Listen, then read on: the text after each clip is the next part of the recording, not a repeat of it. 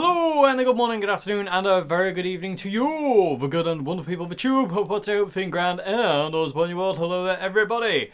So here we go, people of the tube. This is my video on my thoughts on the brand new Red Hot Chili Peppers album, Unlimited Love. So a lot of people have asked for this. Actually, a lot of people have been saying, like, why the radio silence. So there's a simple reason for that. Is I didn't want to just rush the review. I didn't want the album to come out and that day be like, and then a couple of weeks down the line or a couple of days down the line regret what I said because I no longer feel that way.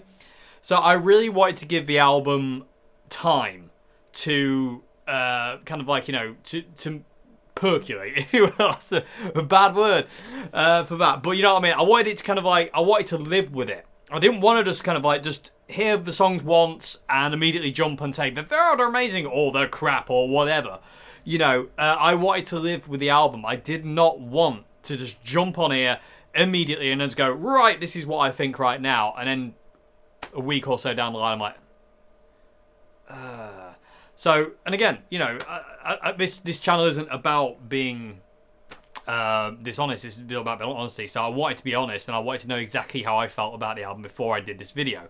But here we are today, people of Tube. So, thoughts on Unlimited Love. So, first hearing of the album, front to back, didn't get me. Didn't grab me at all. It was just kind of like, okay. The songs didn't really do anything. They kind of plodded. They felt the same tempo most of the time. It didn't really get me. It really didn't get me. I had no expectations coming into this album. I didn't want expectations because I wanted to approach it from a totally neutral place instead of kind of going, it's going to be amazing or or it's going to be bad or whatever. I literally had no expectations of this. I wanted to be as neutral to this album as is humanly possible for me as a John Frusciante Red Hot Chili Peppers fan to be. I didn't want to be clouded by the fact of it's John Frusciante's first album back in the band. I didn't want that to get in the way. I wanted to see it as Red Hot Chili Peppers. I didn't want to see it as John's back, so it must be amazing. I didn't want to see it as it's going to be amazing because John's... I didn't want to see that. I wanted to see the album for what it was. And again, this is another reason why this video has taken so long for me to get to, because I had to be ready. I had to be ready to talk about it. And again, I wanted to live with the songs and understand the thinking behind the album. Understand John's thought process, Flea's, Anthony's, Chad's. I wanted to take in as much as I could from them, and live performances and and interviews and stuff like that as I humanly could before I was willing to even press record on this video and speak about my thoughts, because I wanted to know all the facts. I don't want to just jump in uninformed and make decisions or comments that I will then later regret. Okay. So anyway, first listening didn't grab me. The one thing that did grab me was Flea. Flea, on this album, is firing on every cylinder known to mankind. Flea is insane on this album. Chad has his moments as well.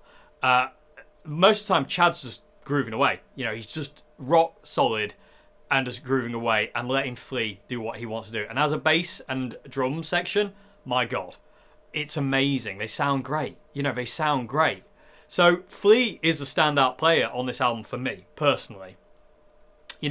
I love his playing on this album. His bass lines are so inspired. He moves so much, but it's always melodic and it's always interesting.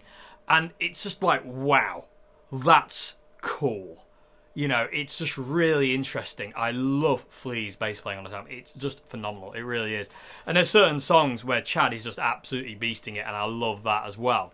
So, Anthony's usual Anthony, kind of silly lyrics in some places, kind of like, you question what the hell they mean or where they came from. But that's the Chili Peppers, you go back to Salt Squeeze, listen to Salt Squeeze or listen to some of the other earlier stuff. They've always had that, they've always had the silly lyrics and kind of that thing. But there are some songs without silly lyrics, there's some songs that are really heartfelt and meaningful. They really are cool, and I like that. And that's kind of like that connects. You know what I mean? Certain songs.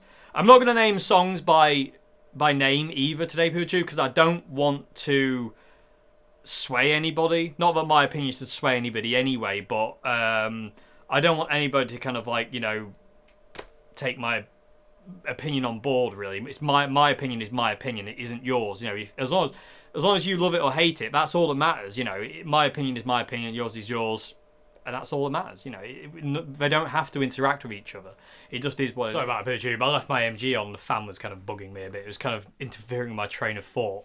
Okay, so just that aside. So the Chili Peppers have always had silly lyrics. You know what I mean? There's always been those kind of like silly kind of like ning ning nong nong ning nong nong, those kind of weird bits and stuff like that when Anthony just kind of goes, what the hell? And some of the lyrics, you read them sometimes, you're just like,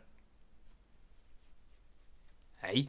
But like I say, when it comes down to kind of like the more heartfelt stuff, you can kind of understand it. You can feel that. But again, the Chili Peppers have always been that way. That's what they are. That's what they do. And this album's no different to that.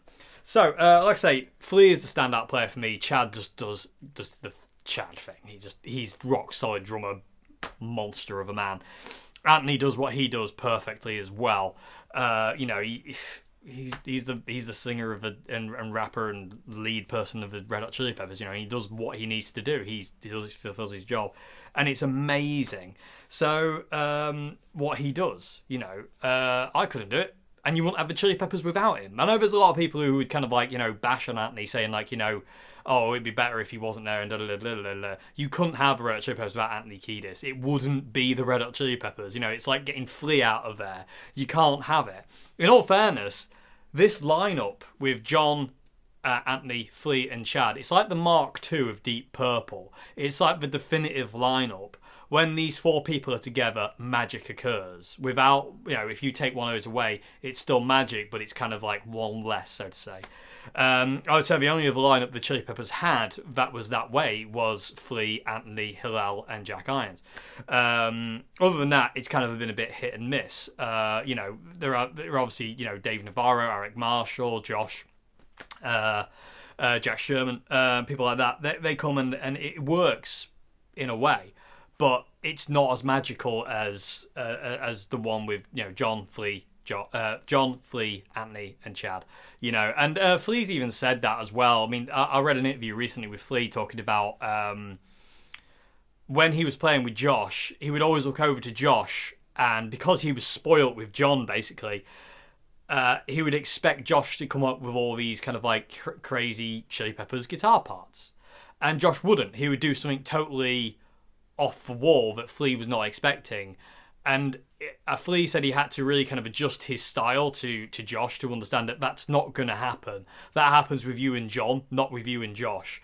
And I can totally understand that one. It's a magical formula, basically, is what we've got. Anyway, let's come back to the album, Dave. Let's not digress too much, but that's going to happen a lot, people with you.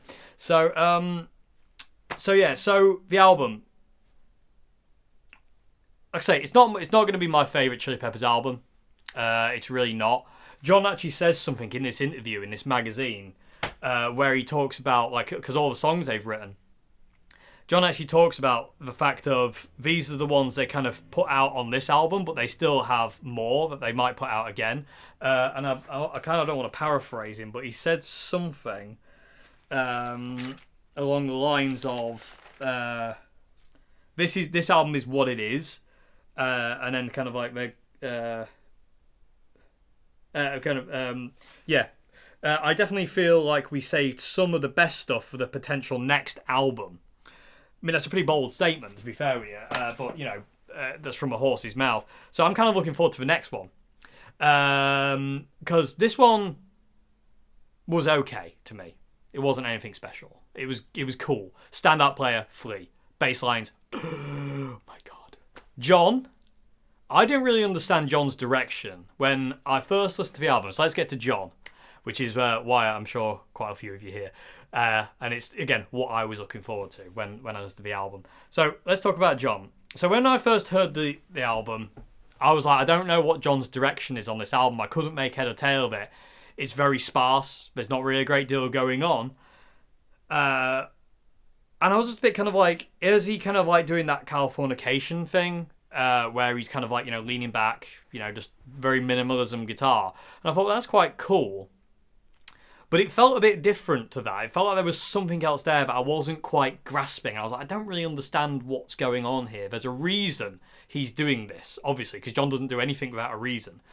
It's not just mindless. There's always thought behind what John does. So I was like, well, what is it? What is it? I don't understand. And it wasn't until reading the article in this magazine, in Total Guitar, that it made sense. And I really like why John's doing what he's doing. Why is John playing minimalistic? Because he wants Flea to shine. That's basically what he's saying in here. There's another, again, I'm not going to paraphrase, I'm going to try and find the actual quote. But it's like, he basically kind of like, he realised that going to rehearsal, instead of playing, he just would like hold feedback, and he noticed just like playing minimalism that made Flea sound awesome. It kind of elevated Flea's bass line, because John wasn't doing a great deal. He was just basically being the bass for Flea's bass, and I really like that thought. And this is a part of John's kind of like, John Frusciante shares his lessons learned over a career of all that kind of stuff, and he says, keep it simple and your bandmates will shine. And I totally agree with that. I'm a big advocate of simplicity. I don't like complexity. I don't go in for complexity. The complexity I go in for is still simple. I'm not interested in kind of like being Mr. Technical or Mr. Technique. So I can really get behind this, and I really love what John's saying here, in the fact of, if he keeps his guitar parts simple and out the way, then Flea can shine, and Anthony can shine, and Chad can shine, and he can just be then where he needs to be. And that is really awesome. That is totally void of ego as well. That is a really selfless act, especially in a band situation, especially in a band like the Chili Peppers, where all eyes are on, especially on your first album back as well. But he kind of did the same thing with Californication. But his his reasoning behind the simplicity of Californication is because he had just come out of his 7-year drug binge. He didn't really have a great deal of technique in the guitar, so he had to keep it simple because he wasn't actually able to do anything other than what he could do. And whereas this time, he could easily do that. He could easily go in there and start shredding guitar solos again, like on Stadium Arcadium, and playing funk guitar parts and really filling the gaps and letting Flea do what he does and he does what he does. But he's gone the opposite direction, and I really like this. And I didn't realise this until I read this article, and it kind of makes sense now. And that's the missing link that I couldn't find. And I really love that idea of like, he's basically gone, I'm quite happy just kind of like to sit back on this one and let Flea take the lead, which he definitely does. This album is a bass player's dream to learn stuff from. There's so many cool bass lines. There's some awesome techniques, the runs, the melodic aspects of it. My God, that Flea is absolutely on fire on this one. He really is absolutely feeling it. And the really cool thing is John is enabling it. You know what I mean? He's not kind of standing in the way like he did like at the By the Way era, where he was taking control of what Flea could and couldn't play. It's like, no, you can't play that, you've got to play this, you can't do that and this, that and the other, to the point where Flea wanted to quit because John was so over-dominating. John's gone the direction of now of like, you do what you do, I'll just try my best to facilitate you sounding the best you can be. I mean, that's awesome. And that's the role of anybody in a band, really. I mean, when you're in a band, you want your bass player to make the guitar sound good. And you want the bass player, you want your drummer to make the bass player sound, the bass player sound good. And as a whole, you all want to be working to make the thing sound the best it can be. So the biggest ego in the band is your songs. It's not you as an individuals. It's the whole thing. It's the music you create. It's not about what you can play or how you can show off or how you can dance around the stage or whatever. It's basically about what you can do as a collective to make the best music you can be to do. And that's what John's doing here. Because I was like, John's guitar playing, when I first listened to it, I was like, it's very sparse. It's a lot of simple chord progressions. There's not a great deal.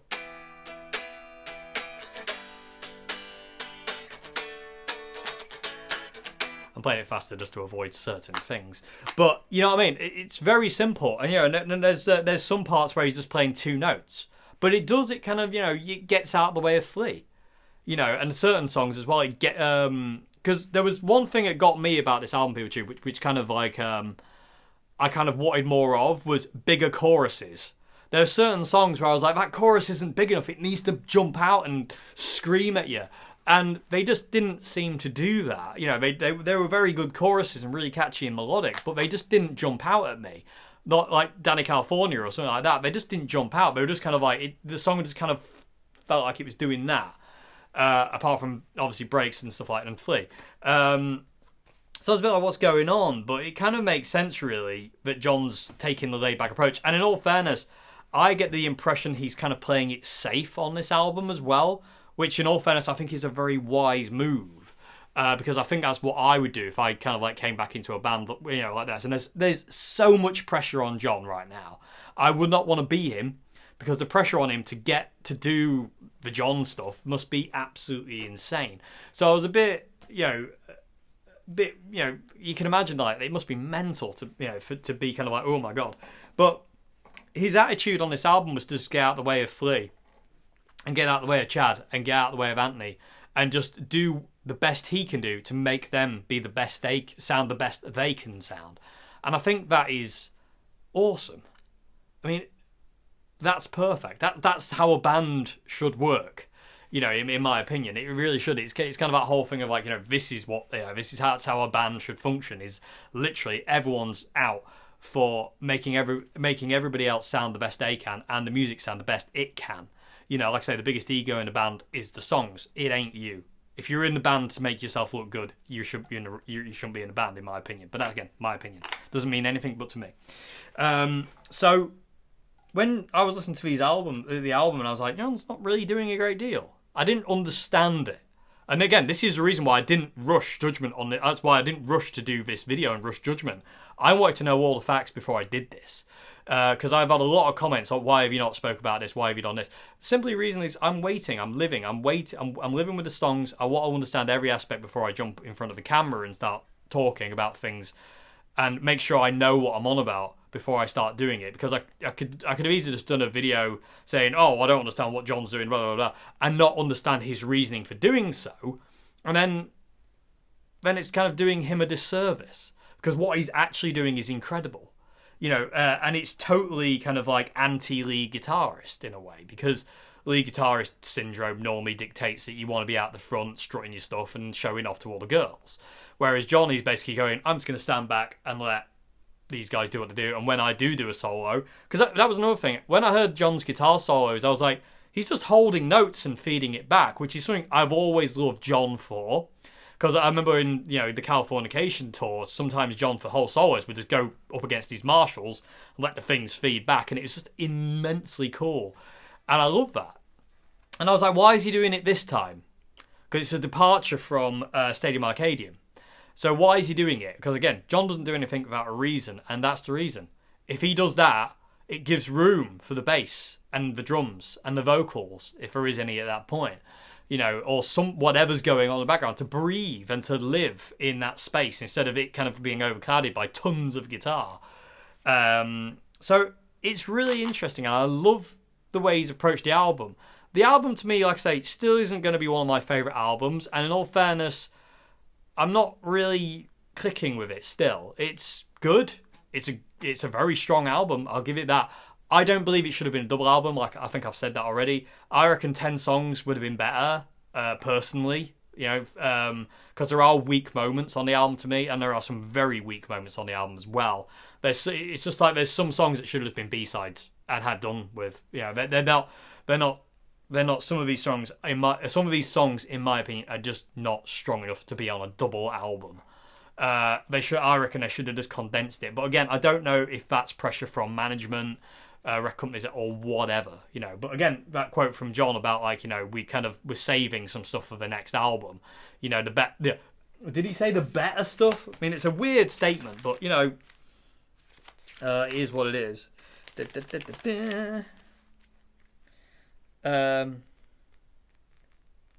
Yeah, I definitely feel like we saved some of the best stuff for a potential next album. So, I mean, that's cool, and that's exciting, because it's like, well, what's the next album going to be, you know? It's cool. John's back, and we're getting another album after this one.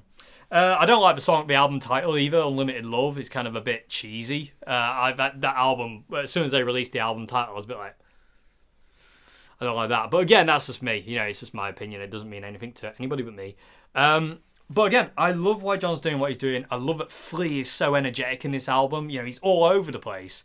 Queenie's learned some of his bass lines, and to watch her play them is just like, oh my god, how do you come up with that? Incredible. And some of the Chad's drum playing, when Chad's kind of let off the leash, so to say, my god, the man's an animal. He really is. And Anthony does what Anthony does best, being Anthony Kiedis. He does what he does. But like I say, this isn't going to be an album that I will listen to a great deal of. I have had no desire to learn any of the songs other than Black Summer, which I've learnt and kind of like it's run its course. I kind of remember the chord progression, but I don't really remember how to play it a great deal. I don't really have much desire to learn the guitar parts. I just don't. It's just not there. Again, doesn't make it a bad album. It's just not connecting with me on that level. But some of the songs are great. They really are. But they don't quite click. But understanding them and understanding the direction is going a long way for me to understanding why. Because there was a part of me that wanted, John to come back and this album to be full of big guitar solos and big guitar riffs, and what we got instead was minimalism, John. And I was a bit like, that's playing it safe. That's playing it very safe. And that's what I thought it was. And to an extent, it kind of is. But at the same time, what it is like I say, what I just spoke about, which is really, really cool. And I like that. And so again, it's an extremely selfless way of playing and being in a band situation, especially with 3 other big musicians. You can't get much bigger bass players than Flea. You can't get much bigger drummers than Chad, and you can't get much bigger frontmen than Anthony Kiedis. You know what I mean? So John's got to find his place back in this lot again. And you got to think, John hasn't been with this band for 12? How many years? He left in 2008. So 2009, sorry. So he hasn't done any of this. So this is all new territory again. This is all kind of starting from square one, basically. For John, he's kind of starting again. And I do believe that the way, reading this article and listening to the songs and understanding them the way I kind of now understand them now, knowing the approach to the album, Flea's approach, Chad's approach, Anthony's and John's, it makes sense that John kind of takes a step back and takes a bit of a back seat. Even live, you can see John isn't quite there with performance level yet. He's kind of not fully withdrawn, but he's very calm, collected. He moves from his pedalboard to the drum riser and back, and occasionally he'll do the John Frusciante moves we all know and love.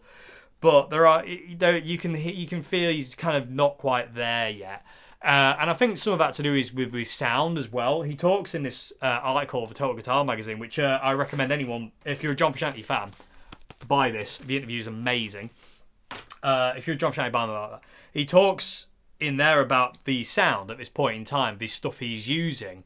And he said he still doesn't know what to use pedal-wise. He's got the staple, he's got the DS2, the Ibanez Wah, which looks like a version 3 that's been modded by the looks of it, and the Chorus Ensemble. He's got those 3 pedals on his board still, but then he's got stuff like the Super Overdrive by Boss and the Super Badass thingy and the Dynacomp and some other pedals. And at this point in time, he talks about it in this magazine of he doesn't really know what's going to stay and what's going to go and what's going to make it on tour and what isn't. So I still think the tentative nature of him on stage is because he's still not kind of there with the sound. And plus also, if you watch the live footage, which I'm sure a lot of you have done, this Silver Jubilee's out. There is a Silver Jubilee in the backup rack.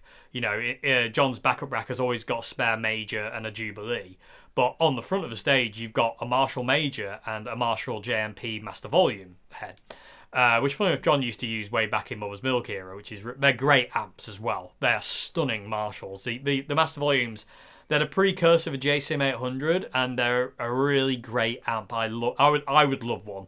In all fairness, again, I'm not the biggest Valve guy, but the Master Volumes are stunning amps. They really are. They really are cool, and they're not as expensive as a Plexi, you know. And they're not you know, you can find one for about the same price, I would say, as like, you know, a JCM 800 from, you know, a little bit in the same kind of period. They're kind of not really sought after, but they're great amps. The JMP, the Master Volumes, as I call them, which I think is what they're called. I think they're called the Master Volume.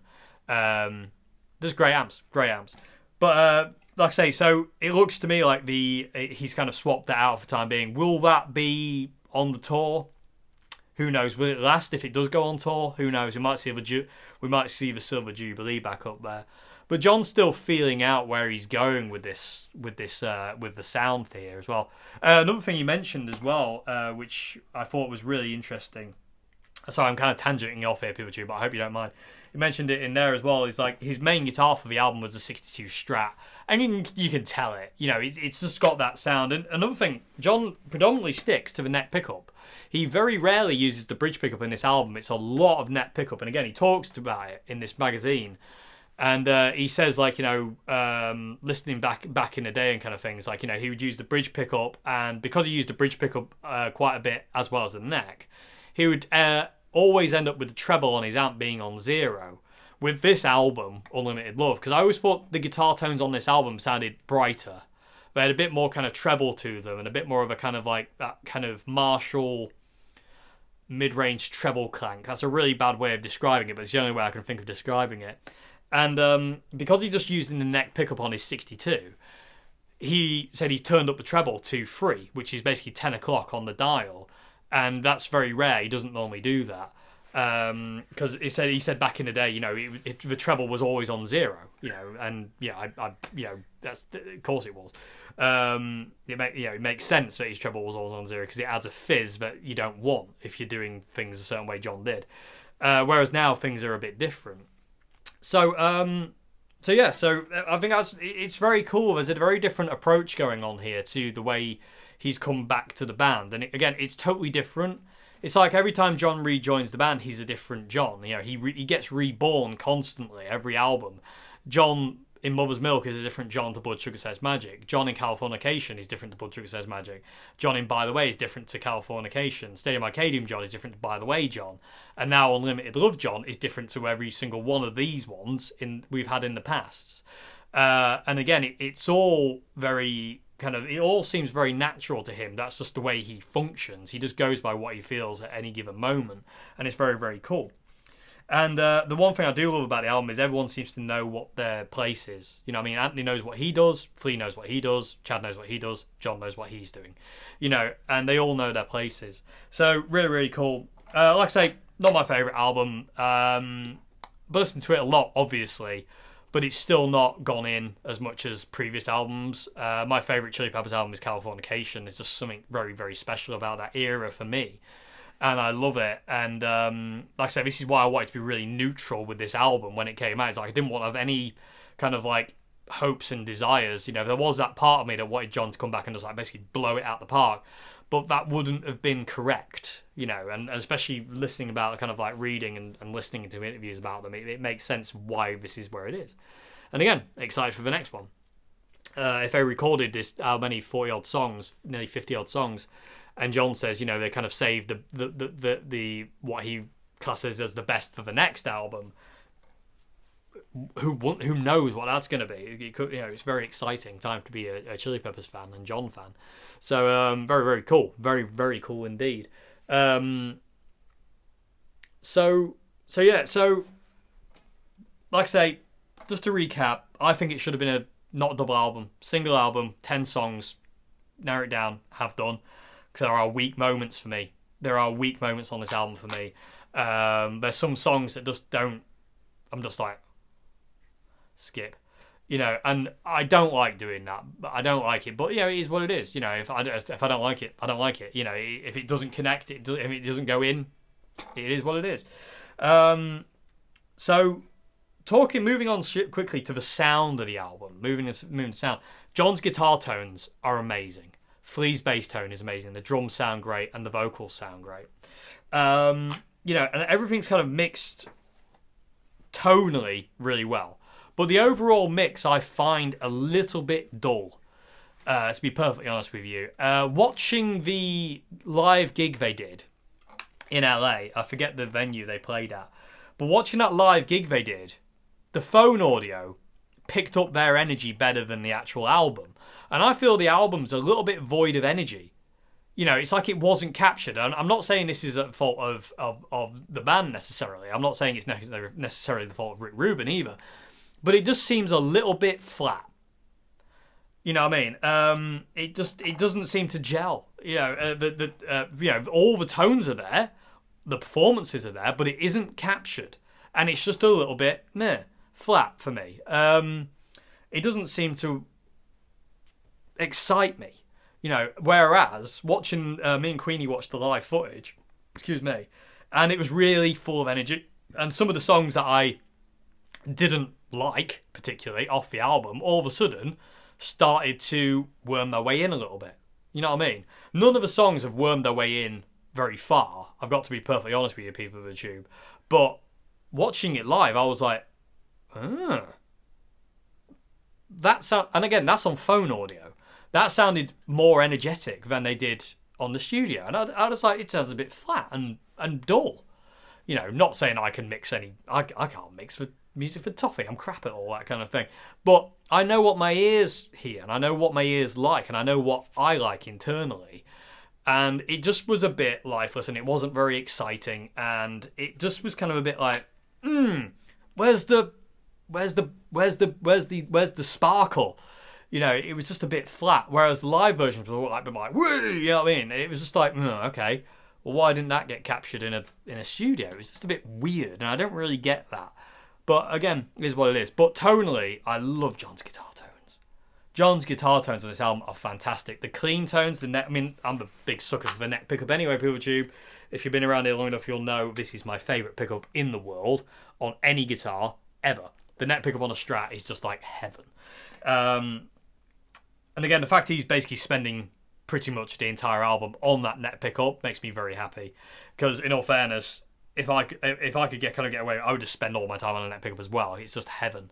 But John's guitar tones are great. Flea's bass tone is great. Flea's gone back to using the Ampeg SVTs, which he used in the early days of the Chili Peppers. And he switched. I think he had Mesa Boogies, and then went to the Galleon and Kruger, and it's kind of gone back around again. He used acoustic amps for a short period of time as well. When they did the sorry about my phone. When I did the first album with Josh, he used the acoustic amps as well, the old 70s ones that Jacko used, and people like John Paul Jones used, and you know, all those guys used acoustic amps. Even Frank Zappa used one for his guitar.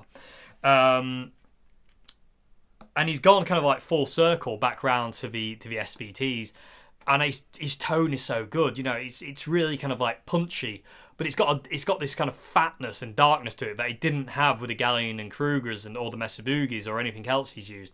It's got this kind of fatness, but yet brightness. So when he slaps, you really hear the pop and the slap of it. And when he's playing fingerstyle, you really hear it. There's such an articulation in the sound, and there's a reason these Ampeg SVTs are classed as like the bass amp.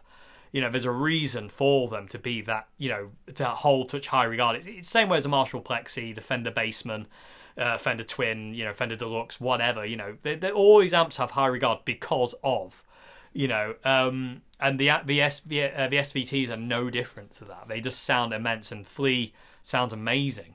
And it only looks like he's using one, which is very interesting. If you watch them live, there's two double stacks. Well, two stacks. Sorry, they're not double stacks because they're the 8x12 the 8x10 cabs. But he's got two of them, but one's not plugged in.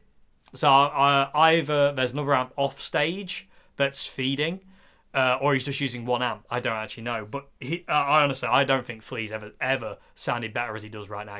He's always sounded good, but my good gravy, man. He sounds immense right now, Flea does. Even live, this tone is so present and big and there, and it's just big, and it sounds amazing. And combined with these bass lines, it's amazing. Same with John. You know, John's kind of gone full circle. But saying that, on the album, John said he used Jubilees and the Majors. He didn't use the Master Volume. He didn't use the JMP. Apparently, he did use an Ampeg amp as well, small combo. He said in there he did use it. It's on certain bits here and there. He also used a Roland Jazz Chorus as well for certain overdubs and this, that, and the other. So really, really cool. So yeah, I like the fact John just used his 62 Strat as well. There's also a myth that's been finally put to bed in this magazine, People with Tube, as well, where it talks about John's 62 Strat, where it talks about it's got the original pickups in it. John's 62 Strat has the originals in it. The only thing that's changed now is it's got like a noiseless system in the guitar. And let me show you this picture, People with Tube. So his guitar's actually got a backplate now, and it's basically to house the wireless unit. You can see huge backplate on that thing, and again it's to basically shut it up a bit and kind of like calm it down with a 60 cycle hum, which I can totally get if you're going to play on a big stage and stuff like that, and you want to be able to use these old guitars. Well, this isn't an old guitar, but you want to use your old 62 Strat with the original pickups. You don't want to be buzzing constantly, so it's quite cool. No, John ever seemed to have a problem with that in the past. I don't know. He also seems to have a noise suppressor on his pedalboard. Again, the pedalboard at this point in time we can always take with a grain of salt, because John's, in his own words, he's still experimenting and finding his way and what he wants to use. He still doesn't know. So the pedalboard at this point in time will probably change drastically. So, but yeah, tonally wise, it's amazing. But again, for me, the album didn't quite hit the mark for me.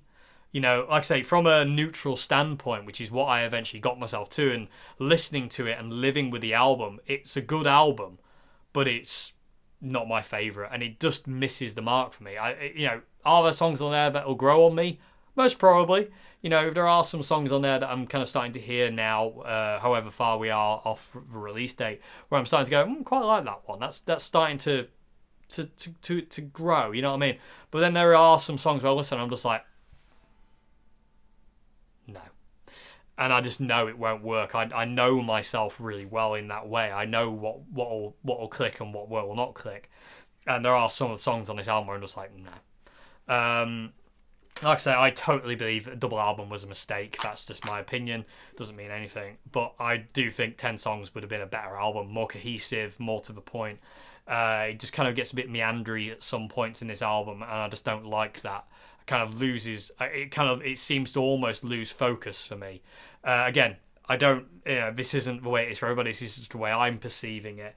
But like I say, it's a good album, and it couldn't be anybody else but the Chili Peppers. It sounds like the Chili Peppers, you know what I mean? It couldn't be anybody but, and it is the Magic Four. It really is the Magic Four. There's something when those four people get together that's this happens. I was watching the Howard Stern show thing, and Howard Stern said, whenever John's in the band, they seem to be the best they can be, and I totally agree with him. They are the best they can be. With Josh, they're just a bit shy of the mark. With Dave Navarro, they're just shy of the mark. With Eric Marshall, they're just shy of the mark. With John, it's like he propels them. He's that catalyst to kind of to blow them up, so to say. Anyway, I think I've spoken about this enough. So, People Tube, your thoughts on the album. Let us know in the comment section below what your thoughts are on the album. I'd love to know your opinions on this as well. Like I say, my opinion is my opinion. It has no bearing on you and should have no bearing on you whatsoever. Okay? You think what you want. If you like it, go for it. If you don't like it, cool as well. It doesn't matter. You know what I mean? We're all individuals. We all like things that other people won't like, and that's the way it is. For me, I'm kind of not rushing out to listen to this album constantly. I've been listening to this album a lot just so I can understand it, reading articles, listening to interviews, trying to understand every angle and everybody's ideas of how this album came to be. But the album still doesn't quite do it for me personally. It's just not for me. But bearing it in mind, there are some songs on there that I do like, that are growing on me. Just to name one song, Black Summer, initially didn't really do it much for me. I thought, it's cool, it's a good song. And then I kind of learned it, and I was going, yeah, it's cool. I like the guitar solo. The guitar tones are amazing. The bass line is stunning. I didn't really understand the pirate voice of Anthony, but I kind of do now. And also certain other things I didn't really get. But again, as I've listened to interviews with them, read articles with them, and listened to the songs over and over and over and over again, I'm starting to understand it more. And that's so much better than just kind of rushing judgment on things. But like I say, I'm looking forward. I'm looking forward to the next one. If this is anything, if this is anything to go by, if this is just like the first tentative step, if this is just like the toe in the water, which is how I feel about Unlimited Love. It feels like it's kind of like, let's just dip our toe in, see how this goes, and then we'll move on to another thing. And again, what John said in this article, it kind of confirms that, so to say.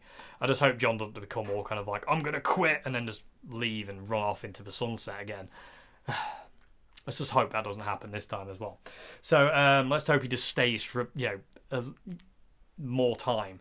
Every time it's getting longer, though. So you know what I mean? Like, when he joined, he did 2 albums. Then he came back and did 3. So hopefully this time we might get 4 out of him. That'd be good. Anyway, PeopleTube, let me know your thoughts on Unlimited Love in the comment section below. Hope you enjoyed this video. I hope, I gotta say, this is my thoughts. These are my opinions. They don't hold any bearing, any sway on anything that you think. This is just my thoughts, my feelings.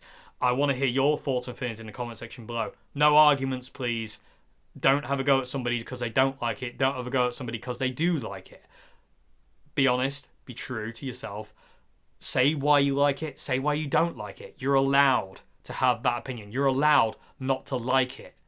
I don't particularly like it. It's okay. And that's about as far as I can go with it. There are some songs that are growing on me more than others. And there's some songs that I'm just literally like... You know what I mean? And again, it's just opinions. We're all opinions. We're all entitled to our own opinions. But our opinions only mean something to us. You cannot have a go at other people for disliking something that you love. It's the way it's going to be. That's just life. Everybody loves something that somebody else hates. But because they hate it, doesn't mean you need to force your love for it on them and explain and start shooting them down for being wrong over it. They're not wrong. They've just got a difference of opinion to do. And it's not up for that person to have a go at you for loving it either. If you love the album, cool. If you don't like the album, cool. It really doesn't matter. Love what you love. Be true to yourself. Know yourself. Know what you like, what you don't like. That's all that matters. Okay. So, anyway, PeopleTube, hope you enjoyed this video. Hope it's made some kind of sense. I've kind of waffled a bit, but hopefully it makes some kind of sense. If you're a John fan, go out and buy this. This is amazing. It's really, really cool. It's a great insight into the John we have at this point in time as well. Really, really cool. Well, I did used to have a collection of guitar magazines with John Frusciante on it, but they've gone. They've disappeared. So I'm very upset about that still. But I'm starting my collection again, everybody, with 1. Anyway, moving along from my depression about me losing all my John mags, including the first one I ever got. Anyway, hope you enjoyed this video, PeopleTube, and I will see you again for another one. Have a great morning, afternoon, good evening, and goodbye now. Thank you for watching.